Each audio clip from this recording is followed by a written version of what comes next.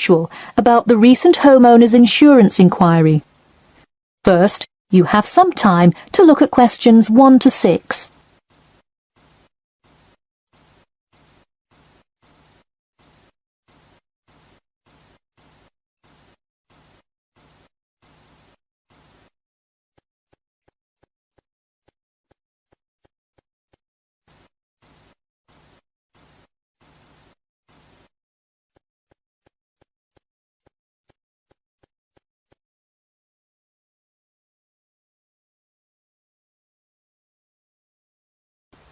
Now we shall begin. You should answer the questions as you listen, because you will not hear the recording a second time. Listen carefully and answer questions 1 to 6. Hello? Yes, I'd like to speak with Janet Evans, please. Speaking. Hi, Miss Evans. This is Jim Rodriguez, calling from Farley Mutual about your recent homeowners insurance inquiry. Yes, hi. Thanks for returning my call. My pleasure. I understand you are potentially interested in insurance for a bungalow located a bit out of town. Could you give me the address? Sure, it's 49 Greenway Court. Greenway is one word. Thank you. All right, and would you prefer to be contacted via email or phone? Either one is fine. Maybe try emailing me first, and as an alternative, I can give you my phone number. Great, and what is your email address? pk2@cat.com. Did you say cat as in the animal? Yes, it is the acronym for the construction company I work for. I'm sure you've seen them around. Yes, I have. And could you give me your primary phone number and the best time to reach you? Sure. The number is 020-4251-9443. I am generally unable to answer my phone at work, but any time after 5:30 p.m. is fine. I will make a note of that here. Now, I'm going to ask you a little bit about property itself, so we can make an accurate estimate of the cost of insuring your home. Could you tell me the size of your house? Well, I don't have the exact measurements, but I'm pretty sure it's right around 80 square meters. Should I measure it and call you back later? No, that's completely all right. I'll write 80 square meters for now to get the estimate, and then an agent will come get the exact measurements later on if you decide to purchase our insurance. Okay, great. And what material is your house made of? For example, wood, brick, stucco? It's mainly brick. Great. That will give you a lower rate than most of the materials, since it is so strong. Wonderful. And do you have any sort of home security, Miss Evans? We don't have a fence or anything yet, but we have an alarm system that we use regularly. Good. Before you hear the rest of the conversation, you have some time to look at questions 7 to 10.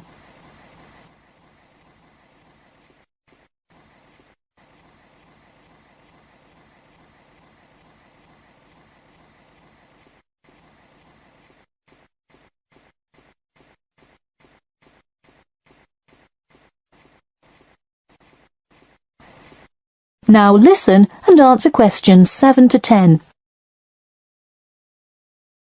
Now I'll go through a number of things we offer coverage for, and I'd like you to tell me which items you want your policy to cover. Okay. We'll start with the building itself first. Would you like us to cover incidental damage to the structure to your house? Absolutely. Splendid. And the contents inside your house? We usually cover all items with an appraised value of about £200. Would you like us to cover theft and damage beyond natural wear and tear? I will let you know that the second option here will come with a considerable increase in your rates. I think I'd just like the contents of the house to be covered against theft then. All right, and would you like any other insurance? Fire, flood, etc.? Yes, I definitely want flood coverage. It rains a lot here and the drainage system in the area is not the greatest.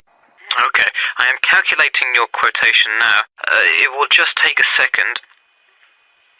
It looks like your annual insurance rate will be £148.30. Thanks, that seems somewhat reasonable. I would like to take some time to think about it. How long does it take to begin receiving coverage after signing up? It depends on the time of year. It can take anywhere from 2 to 6 weeks. I would say if you sign up by July the 1st, you could start your coverage by August the 1st. I see. OK, thanks for your help. Should I call you back at this number when I have made my decision? Yes, please, and so that we can look up your account faster, I'll give you a reference number that you should provide when calling. Ready? Yep. It's TR278Q. Got it. Thanks. Thank you, and have a nice day. That is the end of section 1. You now have half a minute to check your answers.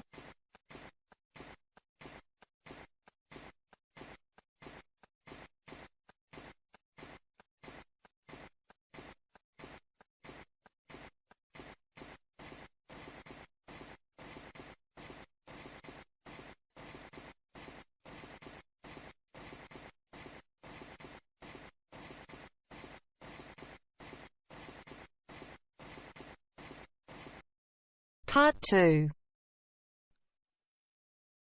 You will hear a talk on local radio about a short film festival in the town of Adborn. Now you have some time to look at questions 11 to 16.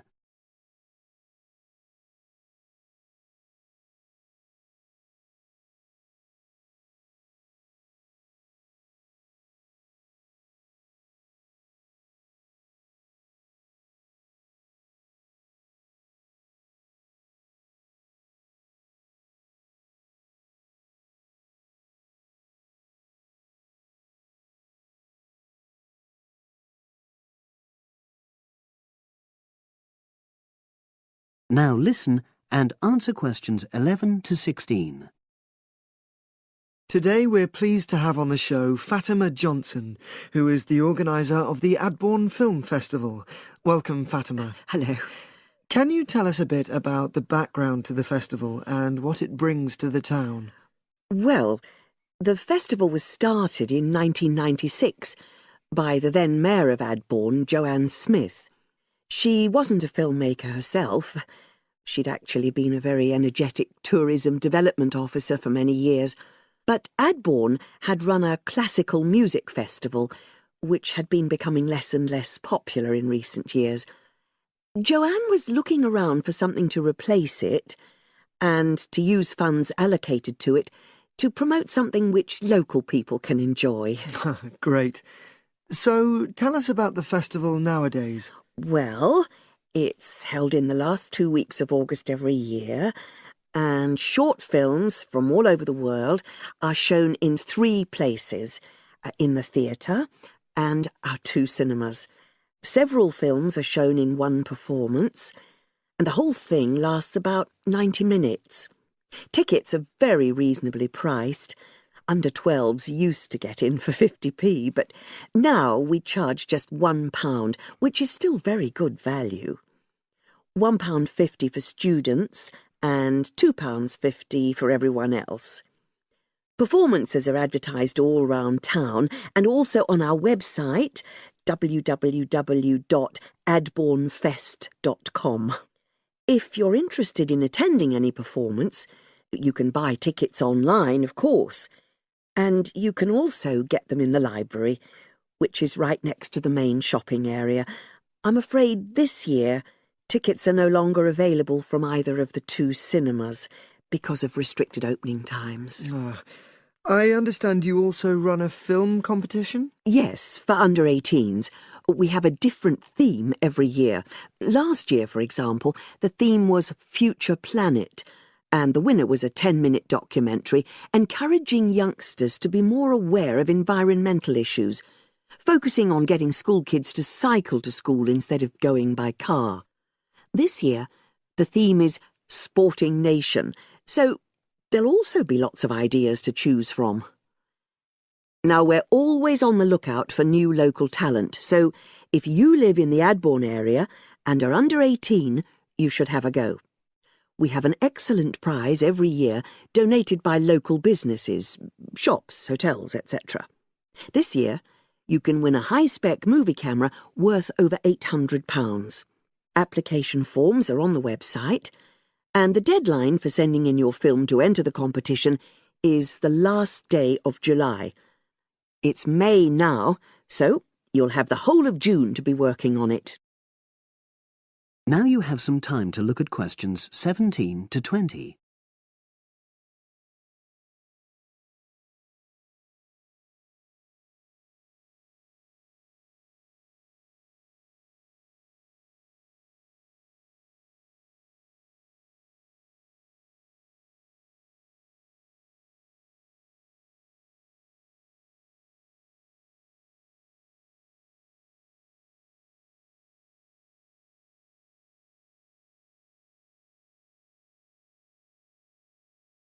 Now listen and answer questions 17 to 20. And what are the judges looking for? Well, although we choose very topical issues like the environment, we're not looking for propaganda, trying to get people to do something. Instead, we're looking for a new angle, a fresh way of looking at a theme. And of course, because it's a short film festival, it's not really about a fully worked story with well-rounded characters. It's more about good photography, conveying things visually. And who judges the films? A panel of 3 people who know a lot about film. We've used the same judges for many years, and we're very happy with their expertise. One thing we probably will change next year, though, is we want to add another class and another prize for older filmmakers. We'll keep it at a maximum of 10 minutes, though. The length works well for our festival. We also want to use different venues for the film shows, such as community centres and at least one school. It might make performances more accessible to a wider audience. We did explore the possibility of having late-night showings, but that's unlikely to happen in the coming year. So, as I say, if anyone's interested in submitting a film for our competition, go onto our website and you'll be able to access everything.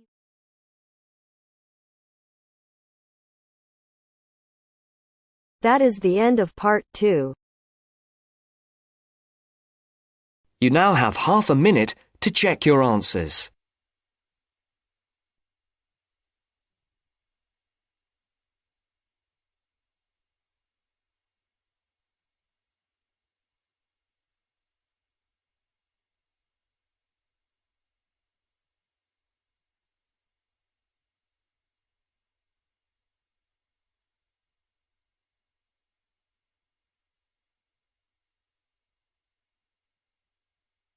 Now turns to part 3.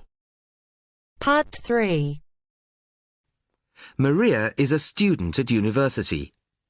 She has handed the first draft of an essay to her tutor. The tutor has read it, and now they are discussing ways the essay can be improved. First, you have some time to look at questions 21 to 25.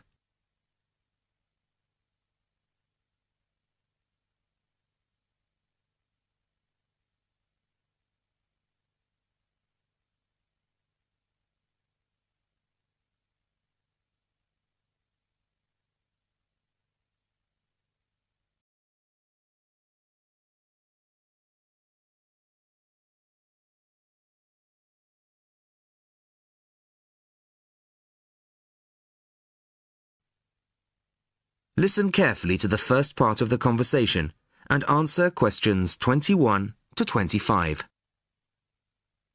Well, Maria, I have to say I was quite impressed by your essay. It's a big improvement on the last one. Really? I'm glad. I put a lot more work into this one. I really spent ages on it. And it shows. You've addressed most of the problems I pointed out last time. In particular, the style and language are much more appropriate for an academic essay. So that aspect is okay? Absolutely. If you carry on like this, you shouldn't have any significant problems in that department. That's a relief. I've been quite worried about that, although I've been reading a lot of other essays to try to get the right style. Well, I'd say you've been successful. There are just one or two minor things you could look at. Your punctuation's quite basic. It's really just full stops and commas. And parentheses. Brackets? Yes, brackets if you prefer. In academic writing, these are best used only occasionally, if at all. You use them rather too often. Okay, I see. And I'm sorry to mention it, but your spelling. I know. But I'm working on a foreign computer. The spell checker doesn't work for English. Are you sure? Have you tried changing the setting to English? No, I haven't. Well, I should see if that's possible. I haven't marked you down this time, but, well, some of my colleagues are a bit old-fashioned about spelling. I'd try to get that sorted out if I were you. Okay, I understand. I'll try to change the setting. Before you hear the rest of the conversation, you have some time to look at questions 26 to 30.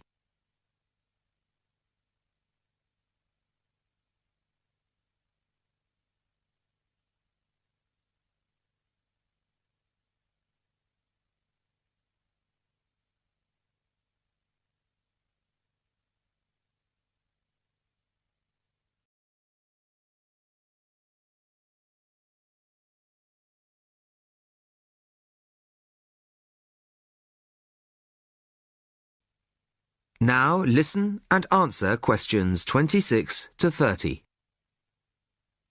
The only major problem I have with the content of your essay is the introduction. The introduction should, well, introduce the theme of the essay. You've put some of the most important points there. For example, this bit. The statistics about the growth of railways in the 1850s. That really should go in the main body of the essay. And so should this paragraph about changes in patterns of employment.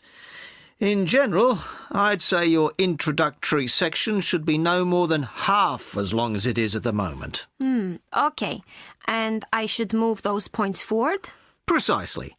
And going back to the railways, they're one of the most significant factors for change in this period.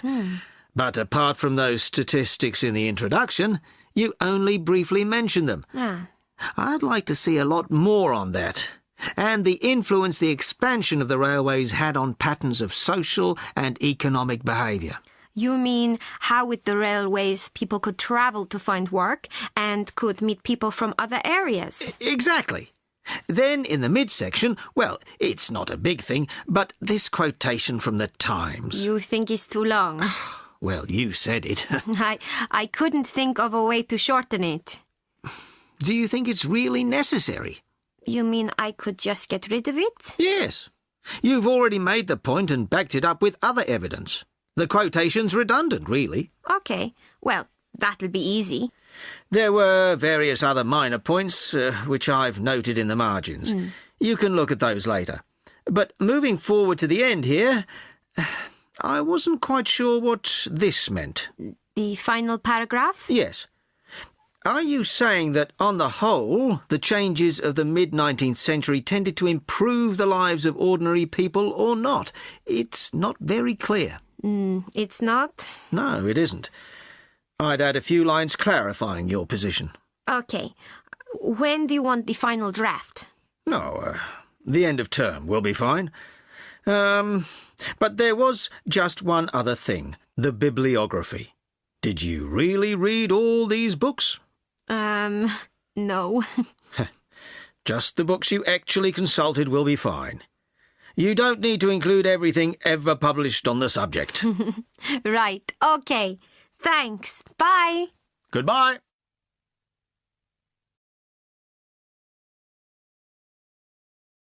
That is the end of part 3.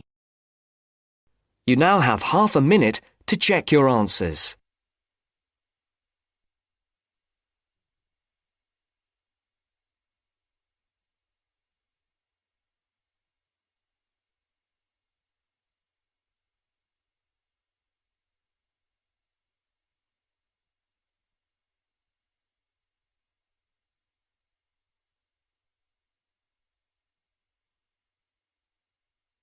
Now turn to section 4 on page 8 of your listening test booklet.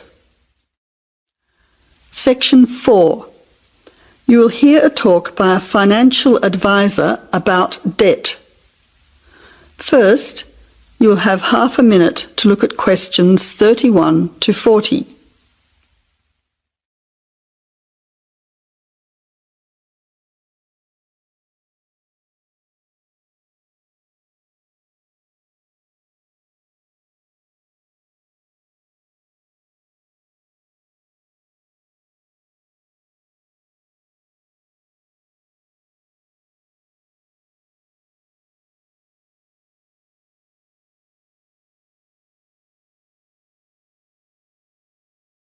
Now listen carefully to the talk and answer questions 31 to 40. Welcome to today's public lecture on the topic of personal debt. I'm Ray Goodman from the Community Debt Centre, and I'd like to present to you today the second part of our 3-lecture series. Today we're going to look at how debt affects our lives. Debt is nothing new. It's found throughout human history and in every society. Many people know what it feels like to be in debt. Those of you who have bought a house will probably have a mortgage. Perhaps you've borrowed money from family or friends or got a loan for a car. Debt can sometimes be a way of juggling financial commitments and of paying in advance for things that you really need. For everyday living, you might not earn enough money from your job to pay for all the things that you need. You may require a little extra money in the form of credit cards. But debt has a darker side. Imagine how you would feel if you were deeply in debt and unable to repay what you owed. The consequences for many people can be disastrous. Today, people in the richer countries of the world live in a society where credit is easily accessible. Banks, building societies and credit card companies often encourage people to take out loans. They then make money by charging interest. For very low income earners, borrowing from a bank can be impossible. Instead, they are forced to take out a much higher interest loan from a private lender. They soon find that despite cutting back on many essentials, they are unable to keep up with these repayments. They are forced to take out another loan and find themselves plunging deeper and deeper into debt. People can find themselves with growing debts if they are unable to repay interest. This may be because of a sudden life-changing event, such as a business failure or losing a job. But for many households, debt is a means of survival. In developing countries, people borrow a tiny sum of money from a local landowner, for example, to pay for medical treatment. They agree that a child would work as a full-time servant to repay the debt, and that child becomes a bonded labourer. But since they are never paid, there is no hope of clearing the debt. Their life is ruled by fear. With no money, education or experience of life, it is impossible for them to escape. Today, debt bondage is a major form of slavery. As you can see, debt affects everyone all over the world to varying degrees. I hope the information I have presented to you today will make you think twice about getting into spiralling debt. Of course, if you are already finding yourself in financial difficulties, please make an appointment to see one of our helpful staff members after this talk. Thank you. That is the end of the listening test. You now have half a minute to check your answers.